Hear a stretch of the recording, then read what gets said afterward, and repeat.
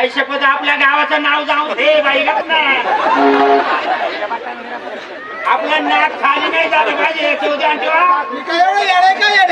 नाक खाली नको आपलं. आणि त्या